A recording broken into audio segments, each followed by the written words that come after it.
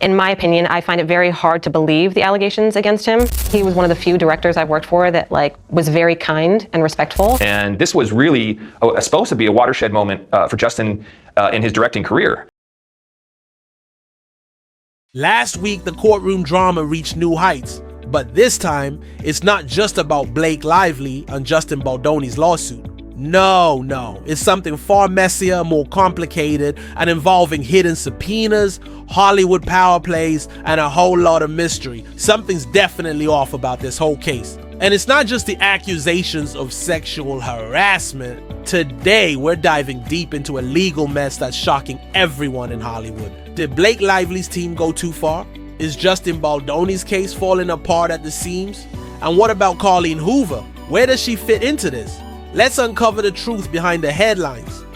Okay, let's start with the basics. Judge Lehman recently denied extensions in a case involving Blake Lively and Justin Baldoni. The discovery deadline was set, and now both sides are facing a ticking clock.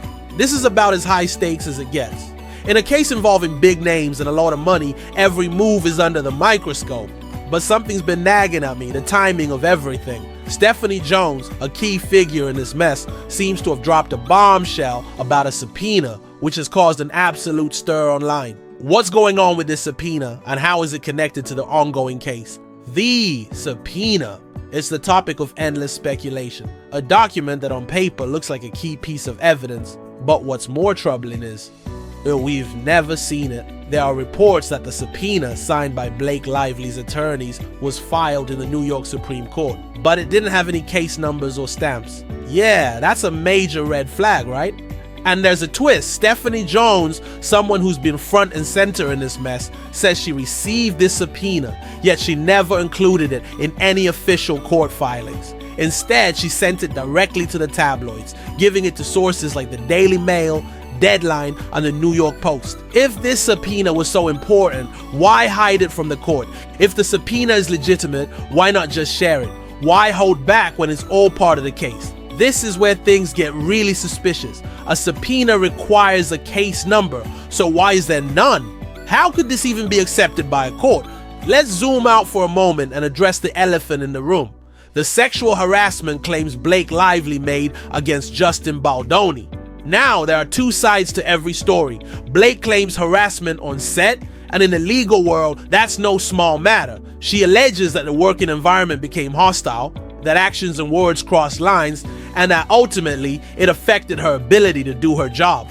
But here's the thing. In legal cases like this, Blake has to prove that the harassment was so severe or pervasive that it made her workplace unbearable. That's the threshold. It's tough to meet, especially when the defense can claim that what happened wasn't harassment at all.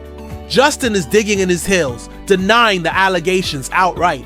But here's where it gets interesting. He argues that Blake wasn't the victim at all, and in fact, she held more power in the situation than people realize. He claims that the harassment was exaggerated for personal and professional leverage. Blake is not just focusing on the harassment claims, she's also got retaliation on her mind. After the harassment allegations came to light, things took a turn for the worse. A smear campaign? Some fans are buying into the idea that Justin's camp tried to tarnish her image, but it's not that simple. If you look at the timeline, there's a lot of inconsistencies. For example, Blake's team launched her new hair care line just as all this drama unfolded. Could it be that the backlash about her brand was more about timing than actual harassment? Was she playing the victim card to push her products and protect her reputation? And let's not ignore the power of media. Blake's team smartly leaked some damaging details to major media outlets, the New York Times included. But Justin's side argues that these leaks were calculated, a way to shift public opinion. Is this a case of bad PR, or is it a true smear campaign? Now let's switch gears a bit. Enter Colleen Hoover. She's the author who's been swept up in this whirlwind too.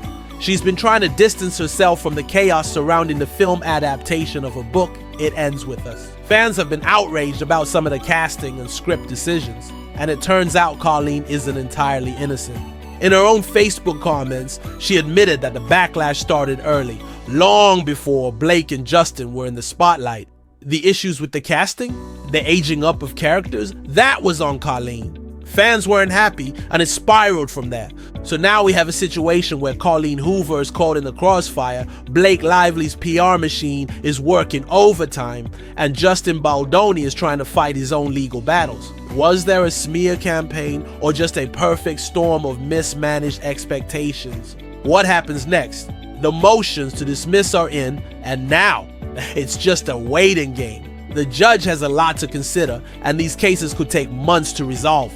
There's a lot of back and forth, but here's what's clear. We're heading into uncharted waters. Will Justin win the legal battle? Can Blake prove her case?